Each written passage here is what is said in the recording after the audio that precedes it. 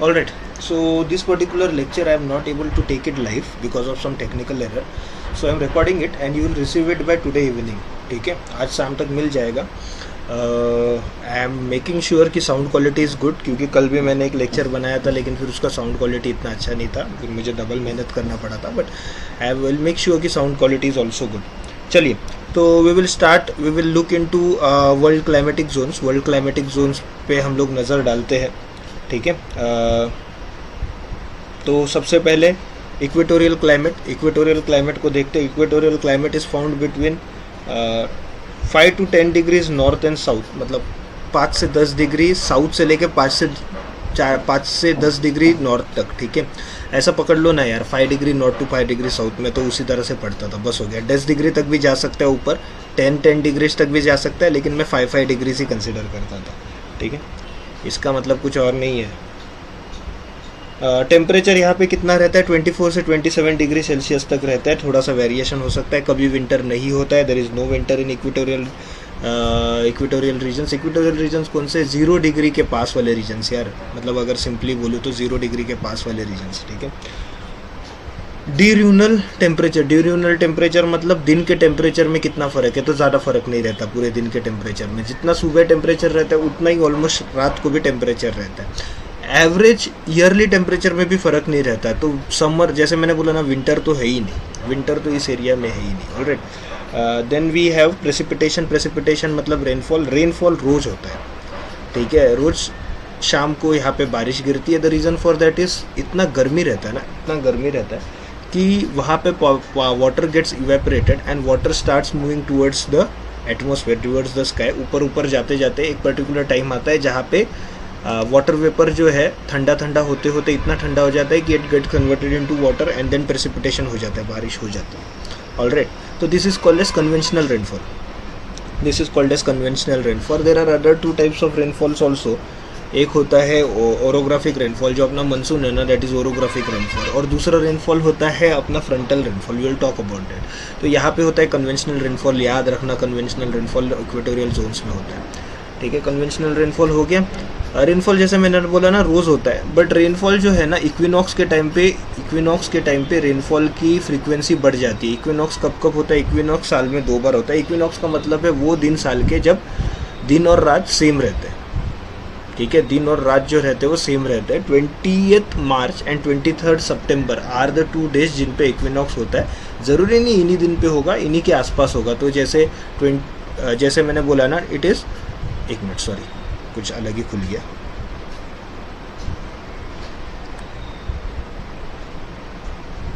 So it is 20th March and 23rd सितंबर. इस साल होने वाला है 22nd सितंबर पे इक्विनॉक्स होने वाला है 22nd. सो साल में 2 बार इक्विनॉक्स होता है. ऑलराइट, तो इक्विनॉक्स के आसपास जो है इसका रेनफॉल और ज़्यादा बढ़ जाता है, पीक हो जाता है रेनफॉल का. ठीक है, वेजिटेशन क्या है यहाँ पे? वेजिटेशन क्या है? तो एवरग्रीन फॉरेस्ट रहता है. एवरग्रीन फॉरेस्ट के बारे में मैंने बताई है आपको. एवरग्रीन फॉरेस्ट क्या रहता है? जहाँ पे एक साथ लीव्स शेड नहीं करते ट्री, एक साथ लीव्स शेड नहीं करते. ठीक है, तो अमेज़न फॉरेस्ट दुनिया का सबसे बड़ा forest, it is an equatorial forest. दूसरा है कॉन्गो रेन फॉरेस्ट, कॉन्गो जो अफ्रीका में, हम लोग मैपिंग में देख चुके हैं. What are the trees that are available over here? Mahogany, ebony, greenheart, cabinet wood and डाइकवुड. ठीक है, तो इन सारी चीज़ों का नाम याद रखना. Mahogany, ebony, greenheart, cabinet wood and डाइकवुड. ठीक है, अदर देन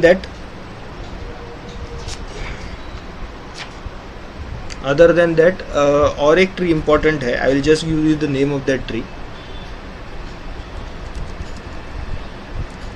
एक मिनट.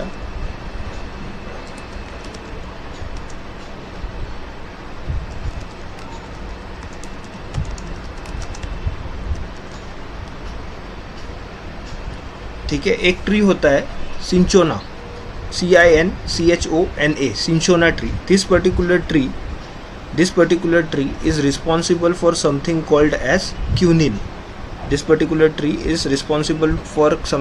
quinine. तो सिंचोना के बार्क में से क्यूनिन निकलता है and this quinine is used for the purpose of treating malaria. ठीक है, बिकॉज मलेरिया का दवाई इतना ज़्यादा न्यूज़ में था. ठीक है, इतना ज़्यादा न्यूज़ में था, तो आई थॉट कि we will talk about this particular fact, ठीक है। तो सिंचोना के बार्क में से क्यूनिन निकलता है, and quinine is use for the purpose of making the medicine of malaria. बहुत सालों से यूज़ हो रहा है, वेस्टर्न मेडिसिन ने बहुत बाद में यूज़ किया, बट साउथ अमेरिका ने और चाइना में इसे यूज़ बहुत सालों से पहले से इसका यूज़ हो रहा है सिंचोना का। And it is found in this tree is found in equatorial regions. Equatorial regions के ट्री की खास बात क्या है? इक्वेटोरियल रीजन के ट्री की खास बात ये है कि दे आर हार्डवुड, बिकॉज वो लोग हार्डवुड है तो उनको ट्रांसपोर्टेशन में दिक्कत होती है, क्योंकि द वुड जो है उसको नॉर्मली वुड कटिंग इंडस्ट्री इस पे चलता है कि वुड को आप समुंदर में नहीं, सॉरी, रिवर में डाल दो, रिवर में फ्लोट होते होते आगे आएगा जहाँ पे वुड प्रोसेसिंग प्लांट मौजूद है, राइट। लेकिन यहाँ पे ऐसा नहीं हो सकता है, क्योंकि वो हैवी वुड है, वो डूब जाएगा, तो आपको ट्रांसपोर्टेशन में प्रॉब्लम आएगा। इक्वेटोरियल फॉरेस्ट वैसे भी जंगल भरा हुआ है, तो रोड वुड बनाने में तकलीफ होती है। प्लस अगर हम लोग ये भी सोचें कि डाइवर्सिटी बहुत ज़्यादा है, और क्योंकि डाइवर्सिटी बहुत ज़्यादा है प्लांट्स की, तो आपको जो ट्री कट करना है ना, उससे पहले आपको बहुत सारे ट्रीज दूसरे भी कट करने पड़ते हैं। Hence because of it what happens is lumbering does not become a viable option in equatorial region. Plant जाता है तो ऐसा लगेगा कि लंबरिंग कर सकते हैं। Second thing with respect to equatorial region is soil is fertile, but soil is fertile because of biodiversity. तो बहुत सारे प्लांट्स है, बहुत सारे एनिमल्स है, बारिश भी होता है, ठीक है। तो जो डेड लीव्स है जो नीचे गिरते हैं, डेड एनिमल्स है, वो सॉइल को रिप्लेनिश करते रहते हैं। सॉइल इरोशन होता नहीं है बिकॉज इतने सारे प्लांट्स है ना।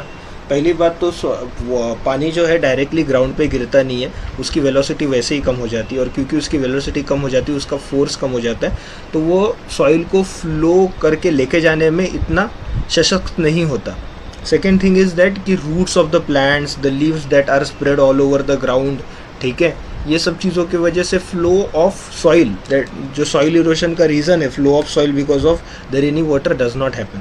अगर ये प्लांट्स को हम लोग कट कर देते हैं ना, तो massive soil erosion happens in equatorial region, क्योंकि रोज़ बारिश गिर रहा है, रोज़ वो सॉइल को अपने साथ लेके जाएगा, और इक्वेटोरियल रीजन जो है वो बंजर बनते जा रहे हैं। एक बार सॉइल इरोशन हो गया ना इक्वेटोरियल रीजन्स में, तो व्हाट इज़ सीन इज़ कि उस पर्टिकुलर एरिया पे फिर से सॉइल बनना, और उस पर्टिकुलर एरिया पे फिर से ये होना, क्या बोल सकते हैं हमें, व्हाट यू कैन से, और उस पर्टिकुलर एरिया पे फिर से फॉरेस्ट आना बहुत मुश्किल हो जाता है। ऑलराइट, फॉरेस्ट आना बहुत मुश्किल हो जाता है, ठीक है। बट देन जब तक वहाँ पे फॉरेस्ट है तब तक सब कुछ ठीक है। इक्वेटोरियल रीजन का दूसरा एक जो चीज़ है वो ये है कि यहाँ पे डिसीजेस भी बहुत होते हैं, बिकॉज बहुत सारा पानी अवेलेबल है। Temperature is also not so high in the sense desert जितना हाई नहीं है। तो what will happen is diseases के पनपने के लिए ये बहुत अच्छी जगह है। तो यहाँ पे बहुत सारे डिजीज़ेस भी होते रहते हैं, ठीक है। Shifting cultivation is another phenomena that we see in equatorial regions. तो शिफ्टिंग कल्टिवेशन दुनिया के अलग अलग जगहों का कौन सा है ना, that I will let you know. Another thing that I will let you know is the important tribes that live in equatorial regions, ठीक है। तो इक्वेटोरियल रीजन्स के बारे में हो गया। कैश क्रॉप्स प्लांटेशन अब यहाँ पे शुरू हो रहा है। इंपॉर्टेंट कैश क्रॉप प्लांटेशन जो यहाँ पे हो रहा है that are cocoa and rubber का प्लांटेशन यहाँ पे बहुत बड़ी पैमाने पे हो रहा है in equatorial regions. Alright, then we have tropical monsoon type of climate. Tropical monsoon type of climate को हम लोग इंडिया को देखते हुए करते हैं, क्योंकि इंडिया में we have to do monsoon, तो हम लोग उस वक्त कर लेते हैं। आप भी सिर्फ उसकी कैरेक्टरिस्टिक्स देखो। तो tropical monsoon type of climate कहाँ पे मिलता है? Mainly it is observed on Indian subcontinent, but it is also observed in other countries like Burma, Thailand, Laos, Cambodia. Australia में भी दिखता है, ठीक है, ऑस्ट्रेलिया में भी दिखता है। जो डार्विन हमने एरिया देखा था नॉर्थ ऑस्ट्रेलिया का, वहाँ पे भी दिखता है। It is observed between 5 degree north to 30 degree north, 5 degree north से 30 degree north, and 5 degree south to 30 degree south. इन एरियाज़ में दिखता है नॉर्थ एंड सदर्न हेमिस्फीयर में, ठीक है। It is caused due to reversal. एक पर्टिकुलर विंड चलता है जो रिवर्स होता है। तो मानसून विंड्स चलते हैं और जो रिवर्स होते हैं वो साल में एक ही डायरेक्शन में चलते हैं, वो रिवर्स होते हैं, ठीक है। उसकी वजह से ये क्लाइमेट बनता है। Rain happens in the summer season. Vegetation क्या है? डेसिडियस फॉरेस्ट मतलब एक पर्टिकुलर टाइम पे लीव्स छोड़ देता है। तो ड्यूरिंग द समर टाइम ये फॉरेस्ट जो है लीव्स छोड़ देता है। क्यों? क्योंकि लीव्स की वजह से ट्रांसमिशन होता है। ट्रांसमिशन मतलब लीव्स पानी छोड़ते हैं, तो इनको क्योंकि पानी बचाना होता है ना, तो वो लीव्स को ही छोड़ देते हैं, ठीक है। जो यहाँ पे इम्पोर्टेंट वुड मिलता है इन एरियाज में, दे आर टीक, साल एंड यूकेलिप्टस। टीक, साल एंड यूकेलिप्टस, ये तीन को याद रखना। टीक और साल को तो बहुत ज़्यादा याद रखना, because they are typical monsoon climate trees. ठीक है। Agriculture is the main occupation of the people living in the area. जो अच्छे क्रॉप जो यहाँ पे मिलते हैं जिनसे पैसा बन सकता है, दे आर राइस बहुत उगाते हैं मानसून टाइप ऑफ रीजन में, क्योंकि एक particular time of the year में बहुत ज़्यादा बारिश गिरता है ना, तो बहुत ज़्यादा बारिश चाहिए रहता है राइस को during its growth season. Sugarcane is another product and jute. देखो ये बात याद रखना, राइस और जूट दोनों भाई है। जहाँ पे राइस उग सकता है ना वहाँ पे जूट भी उग सकता है, और जहाँ पे जूट उगता है ना वहाँ पे राइस भी उग सकता है। ज़रूरी नहीं कि ऐसा ही हो, जैसे साउथ इंडिया है वहाँ पे राइस बहुत उगता है लेकिन वहाँ जूट लोग नहीं उगाते, बट उगा सकते हैं। बंगाल हम लोग देखेंगे ना, बंगाल, बांग्लादेश, बिहार, ठीक है, वहाँ पे हम लोग देखेंगे तो राइस और जूट एक साथ उगा जाता है। ठीक है, राइस और जूट एक साथ उगाया जाता है। तो रिमेंबर दैट, एक बार 2011 में क्वेश्चन आया था with respect to paddy and jute, तो वो याद रखना। सवाना टाइप ऑफ क्लाइमेट कर लेते हैं। सवाना टाइप ऑफ क्लाइमेट कहाँ से दिखते हैं? सवाना टाइप ऑफ क्लाइमेट दिखता है between 5 degree north and 20 degree north and between 5 degree south and 20 degree south. देखो मानसून है ना, मानसून भी दिखता है 5 डिग्री नॉर्थ से 30 डिग्री नॉर्थ में, और सवाना भी दिखता है 5 डिग्री नॉर्थ से 20 डिग्री नॉर्थ में। But then the peculiarity of that area also matters, geographical location भी मैटर करता है, वो याद रखना। ठीक है, तो ये मत बोलना कि यार ये ऐसे कैसे ये हो रहा है। तो geographical location of India is such कि वहाँ पे मानसून दिखेगा, विंड्स उस तरह से फ्लो होगी।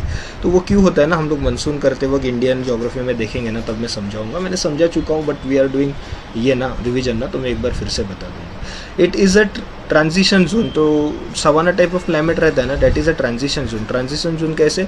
इक्वेटोरियल फॉरेस्ट से आप बाहर निकल रहे हो और डेजर्ट की तरफ जा रहे हो, तो इक्वेटोरियल फॉरेस्ट और डेजर्ट के बीच का एरिया ही है। ऑलराइट, इसकी एक खास कैरेक्टरिस्टिक है कि इसके पास एक सेपरेट डिस्टिंक्ट वेट सीजन है, डिस्टिंक्ट बारिश वाला सीजन इसके पास है।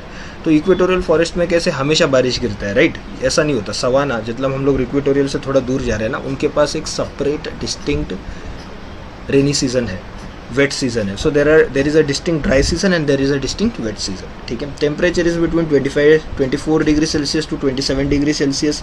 ठीक है, एनुअल टेम्परेचर में फ़र्क रहता है, तो ठंडी जब रहता है, ठंडी और गर्मी के टेम्परेचर में थोड़ा बहुत फ़र्क हमें दिखता है। There is also difference in diurnal temperature. Diurnal temperature मतलब सुबह गर्मी रहेगी तो रात को ठंडी रहेगी। सुबह और रात के टेम्परेचर में there is a difference, extreme difference in savanna type of climate. सुबह बहुत ज़्यादा गर्मी रहेगी, रात को बहुत ज़्यादा ठंड रहेगी। This particular region is characterized by tall grass. Grass ज़्यादा रहता है, ट्रीज ज़्यादा नहीं रहते, इसलिए इसे ग्रासलैंड भी बोलते हैं। तो ग्रास ज़्यादा रहते हैं, टॉल ग्रास रहते हैं। एलिफेंट ग्रास बहुत फेमस ग्रास है यहाँ की। ठीक है, एलिफेंट ग्रास बहुत फेमस ग्रास है यहाँ की। ऑलराइट, एग्रीकल्चर इतना ज़्यादा डेवलप्ड नहीं है। ज़्यादा से ज़्यादा जो यहाँ पे लोग रहते हैं, दे आर पैस्चोराइट्स। पैस्चोराइट्स मतलब उनके पास गाय भैंस है, उनके पास कैटल्स है जिनको ये चराते हैं, और फिर उन कैटल्स का मीट खाते हैं। ठीक है, उन कैटल्स का मीट खाते हैं, उन कैटल्स का दूध पीते हैं। ठीक है, तो the cattles are used as food by this particular people. Maasai tribe बहुत फेमस है, मसाई ट्राइब बहुत फेमस है। होवसा ट्राइब दूसरा ट्राइब है जो बहुत फेमस है। ठीक है, तो 3 हम लोग जोन्स कर चुके हैं, बाकी जोन्स आज नहीं करूँगा, अभी मैं थोड़ा सा थक गया हूँ। बाकी zones we will do later on. ठीक है, बाकी जोन्स हम लोग लेटर ऑन कर लेंगे, और देखते हैं फिर टुमारो विल डू दूसरा zones, and tomorrow will will do space also. फटाफट स्पेस भी ख़त्म ही कर देता हूँ मैं। ठीक है, और साइक्लोन्स, एंटी साइक्लोन्स भी कल अगर पॉसिबल होता है तो ख़त्म कर देते हैं। I hope this particular lecture was beneficial to you all. 15 minute का ही था ये लेक्चर, लेकिन फिर भी I hope it was beneficial to you all. चलो बाय।